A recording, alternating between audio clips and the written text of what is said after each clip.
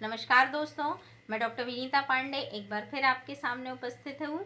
आज हम बात करने वाले हैं कि योग शिक्षा जो आपके DElEd first year, second year, आपके बीएड में आपके स्वास्थ्य शिक्षा का जो प्रैक्टिकल होता है और अध्यापक शिक्षा से रिलेटेड बहुत सारे कोर्स, बीपीएड और शारीरिक शिक्षा, इन सभी में योग का विशेष महत्व है और हम सभी के उत्तम स्वास्थ्य के लिए हमारे जीवन में भी योग का अपना एक विशेष महत्व है। तो आइए हम जानते हैं कि योग के समय हमें कौन कौन सी सावधानियां रखनी चाहिए। योगाभ्यास के लिए सबसे ज़रूरी चीज़ है कि स्थान स्वच्छ होना चाहिए, समतल होना चाहिए, खुला और हवादार होना चाहिए। गर्मियों में आप बाग बगीचा या खुला मैदान देख सकते हैं और यदि आपके पास इसकी व्यवस्था ना हो तो आप मकान की छत का प्रयोग भी कर सकते हैं। सर्दियों में आप रोशनी और हवा आने के लिए खिड़कियों को खोल सकते हैं और योग जो है वो अपने कमरे में भी कर सकते हैं। आप चटाई बिछा सकते हैं, रुईदार गद्दा बिछा सकते हैं।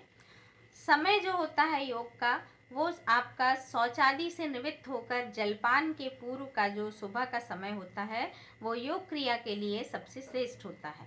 अगर योगाभ्यास आरंभ करने से 3-4 घंटे पहले तक अगर आपने कुछ नहीं खाया है तो शाम को अथवा किसी भी समय आप योगाभ्यास कर सकते हैं। चाय, रस और पानी आदि पीने के एकदम बाद कभी भी योगाभ्यास नहीं करना चाहिए। फिर आता है कि विश्राम। नियमित योगाभ्यास करने पर शरीर को थकावट महसूस नहीं होनी चाहिए। जब आप थकावट महसूस करने लगें तो आप आसन को बंद कर दें। अगर आप 20 मिनट तक योगाभ्यास कर चुके हैं तो अंत में 5 मिनट आपको विश्राम जरूर करना चाहिए। ये योग के नियम होते हैं। और फिर है आपका स्नान। अगर आप योगाभ्यास से पहले गर्म पानी से स्नान कर लिया जाए तो बदन हमारा लचीला हो जाता है और जिससे हमें आसन करने में सुविधा हो जाती है।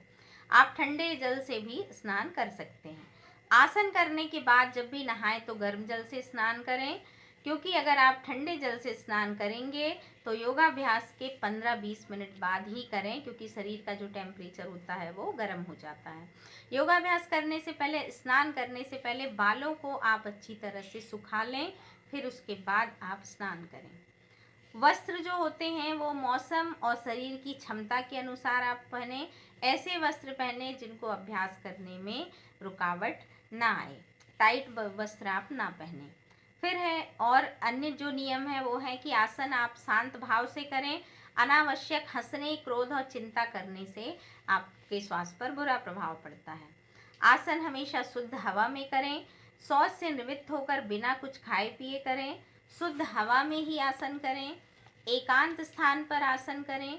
अभ्यास के समय आपकी पेट और आंतें जो हैं वो खाली होनी चाहिए। योगाभ्यास के समय आप मौन और शांत रहें और शरीर यदि रोगी हो तो आप योगाभ्यास ना करें। और सबसे पहले यदि आपको सीखना है तो किसी योग प्रशिक्षक की देखरेख में ही आपको योगा करना चाहिए।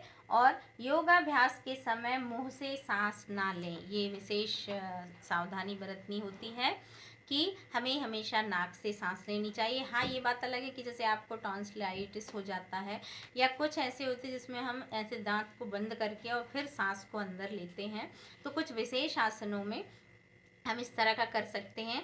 लेकिन हमें ये प्रयास करना चाहिए कि हमेशा हम नाक से सांस लें और इस तरह से जब हम योगासन को करेंगे तो हम बहुत स्वस्थ रहेंगे और पूरी सावधानियों को करते हुए अपने शरीर को बहुत अच्छा बना पाएंगे। तो आशा है कि आपको मेरा ये वीडियो पसंद आएगा। आपके कोर्स में भी ये प्रश्न पूछा जाता है तो आप इसका ध्यान दें। और जो लोग घर पर रहते हैं, महिलाएं हैं, बच्चे हैं, बुजुर्ग हैं, वो सभी इस वीडियो को देखें। और मैं तरह तरह के शिक्षाप्रद वीडियो लाती हूँ, कुछ मनोरंजन के भी, कुछ काम के, कुछ पूजा पाठ, धार्मिक, वास्तु, इस तरह की सारी चीज़ों को मैंने अपने चैनल में समावेश किया है। मेरा चैनल जो है वो वास्तव में एजुकेशनल और मोटिवेशनल है, जिसमें सभी चीज़ों के बारे में मैं आपको बताने का प्रयास करती हूँ। तो आशा है कि आप सभी को ये पसंद आएगा और आप इसको ज़्यादा से ज़्यादा शेयर और लाइक करेंगे, कमेंट करेंगे और दूसरों को भी इसका फ़ायदा